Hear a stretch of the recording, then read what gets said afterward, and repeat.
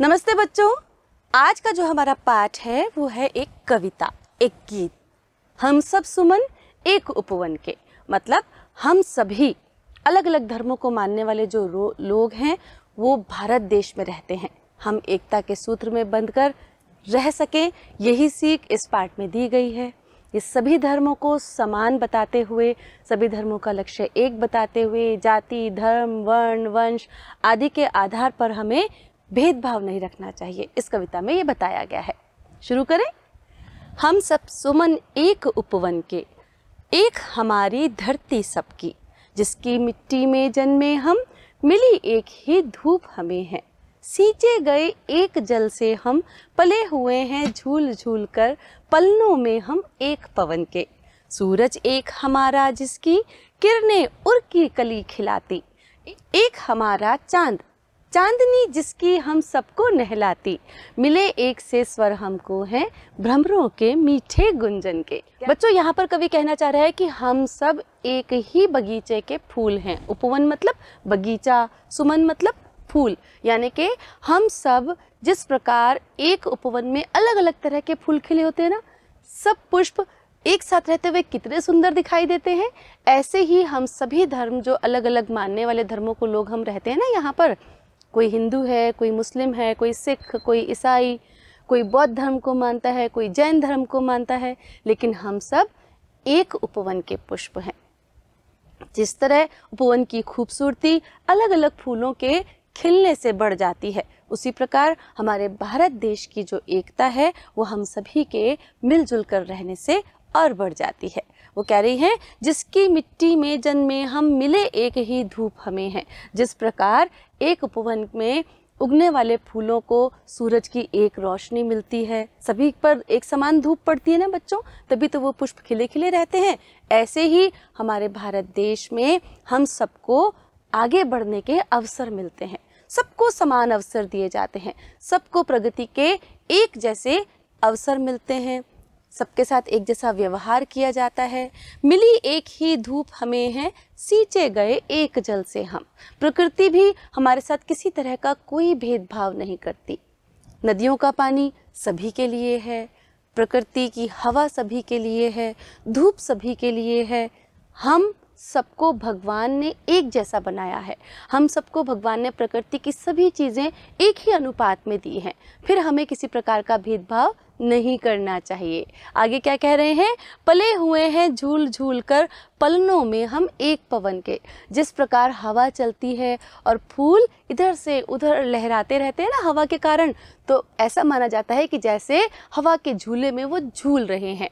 इसी प्रकार प्रकृति भी हमें वही ठंडी हवा प्रदान करती है। सबके लिए एक जैसी हवा चलती है। ऐसा तो नहीं है ना कि अमीर के लिए बहुत सारी हवा आ रही है, गरीब के लिए थोड़ी सी हवा आ रही है, नहीं ना। प्रकृति में जो पेड़ पौधे हैं वो सबके लिए एक जैसी चीज़ें प्रदान करते हैं।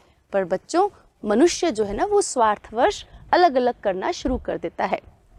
तो जब प्रकृति हमसे किसी प्रकार का भेदभाव नहीं करती, तो हमें भी किसी से किसी प्रकार का कोई भेद नहीं रखना है। क्या कह रहे हैं वो, सूरज एक हमारा जिसकी किरणें उर की कली खिलाती, मतलब सूरज एक ही है पूरे संसार में, चाहे वो भारत देश हो, चाहे वो अमेरिका हो, चाहे वो लंदन हो, कहीं पर भी हो, सभी मनुष्य जो हैं एक समान इसीलिए दिखाई देते हैं क्योंकि प्रकृति भी एक जैसा व्यवहार सबके साथ करती है।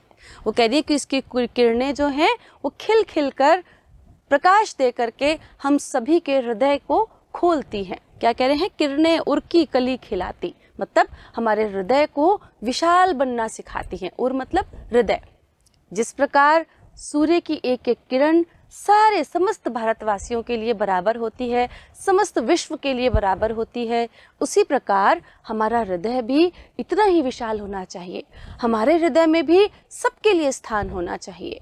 एक हमारा चांद, चांदनी जिसकी सबको नहलाती है। चांद भी पूरे संसार में एक है, उसकी शीतल किरणें, उसकी चांदनी जब धरती पर पड़ती है तो वो सभी पर समान रूप से पड़ती है, सभी को एक जैसी शीतलता प्रदान करती है। फिर क्या कह रहे हैं, मिले एक से स्वर हमको हैं भ्रमरों के मीठे गुंजन से।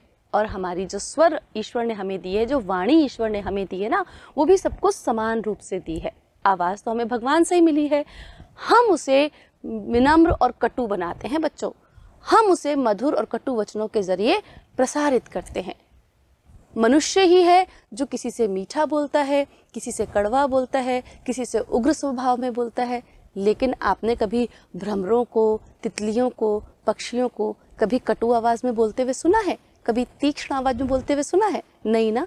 तो कहने कि जिस प्रकार भंवरे मीठा गुंजन करते हैं, मीठी मीठी गुंजार करते हैं, उसी प्रकार वही साधारण सी आवाज़ जो है वो ईश्वर ने हमें प्रदान की है। तो हमें भी हमेशा भ्रमरों की तरह मीठा गुंजन, मीठी गुंजार ही करनी चाहिए। आगे क्या कह रहे हैं बच्चों?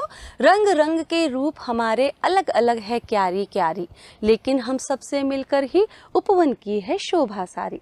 क्या कह रहे हैं कि चाहे हम अलग अलग रंग रूप के हैं, चाहे हमारी भाषाएं अलग हैं, चाहे हमारे धर्म अलग हैं, चाहे हमारा रहन सहन अलग है, लेकिन फिर भी हम एक ही क्यारी में पल भर कर बड़े होते हैं। क्यारी का मतलब बच्चों आपने देखा है ना, वो जब हम फसलें उगाते हैं या फूल उगाते हैं तो हम छोटी सी एक लाइन सी बना देते हैं, साथ में मेड़ ऊंची मिट्टी कर देते हैं, तो वो लाइन जो है उसको क्यारी कहा जाता है। जिस प्रकार अलग अलग फूल उन क्यारियों में शोभा पाते हैं, उसी प्रकार हम अलग अलग धर्मों, जातियों, भाषाओं को मानने वाले लोग अपने देश की एक ही क्यारी में पल भर के बड़े होते हैं। जिस प्रकार अलग अलग फूलों से पूरे उपवन की सुंदरता बढ़ जाती है, उसी प्रकार हम सब से मिलकर हमारे भारत देश की खूबसूरती भी बढ़ जाती है। कह रहे हैं एक हमारा माली हम सब रहते नीचे एक गगन के, कि हमें चलाने वाली जो परमेश्वर हैं, जो ईश्वर हैं, वो एक ही हैं। हम उसी मालिक के द्वारा सींचे जाते हैं और हम एक ही गगन के नीचे रहते हैं। इसलिए जब धरती एक है, आसमान एक है, सूरज एक है, चांद एक है, तो फिर हम आपस में भेदभाव करके कैसे रह सकते हैं? नहीं रह सकते ना बच्चों। तो हमें भी मिलकर एक साथ रहना चाहिए। कांटों में खिलकर हम सबने हंस हंस कर है जीना सीखा, एक सूत्र में बंधकर हमने हार गले का बनना सीखा। सबके लिए सुगंध हमारी, हम श्रृंगार धनी निर्धन के। क्या कह रहे हैं कि चाहे कितनी भी कठिन परिस्थितियां आई, हमने उन कठिन परिस्थितियों पर विजय पाना सीखा है, हंस हंस कर जीना सीखा है। आपने देखा होगा कई बार जब मौसम परिवर्तित हो जाते हैं, खूब धूल उड़ती है, कई बार खूब तेज़ हवा चलती है, खूब बारिश आती है, तूफान आता है, कई बार इतनी गर्मी पड़ती है कि सूरज की गर्मी से सब झुलस जाते हैं।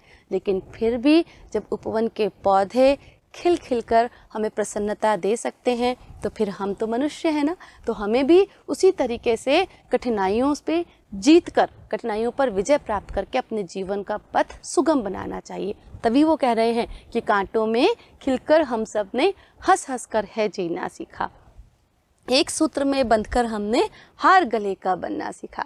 जिस प्रकार अलग अलग पुष्पों को एकत्रित करके हम एक सुंदर से धागे में पिरो करके माला बना देते हैं ना, और फिर उस माला का उपयोग हम अलग अलग कामों में करते हैं, उसी प्रकार हम मनुष्य भी एक साथ मिलकर एक माला के रूप में बन जाएं, एक सूत्र में बंध जाएं, और फिर हम बहुत सुंदर से जब माला बन जाएंगे, गले का हार बन जाएंगे, तो हम सबको बहुत प्रिय लगेंगे।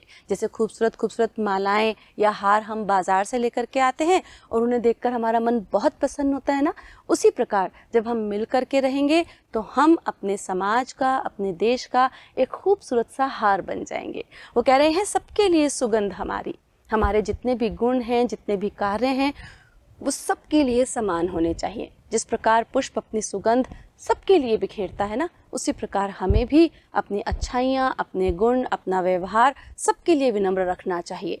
हम श्रृंगार धनी निर्धन के, जिस प्रकार फूल निर्धन और धनी, अमीर गरीब में कोई फर्क नहीं करता, चाहे उस फूलों की माला को अमीर खरीद ले, चाहे उस फूलों की माला को गरीब खरीद ले, पुष्प कभी कोई विरोध नहीं करते।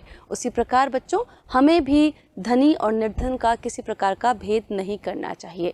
हमारे अच्छे कार्य, हमारी मीठी बोली, हमारी विनम्रता सभी के लिए समान होनी चाहिए।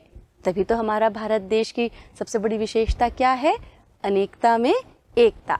तो इस पाठ से हमने सीखा बच्चों कि हम सबको मिलजुल कर रहना चाहिए, किसी भी प्रकार का भेदभाव हमें नहीं करना चाहिए, क्योंकि हमारी प्रकृति भी हमें यही सिखाती है।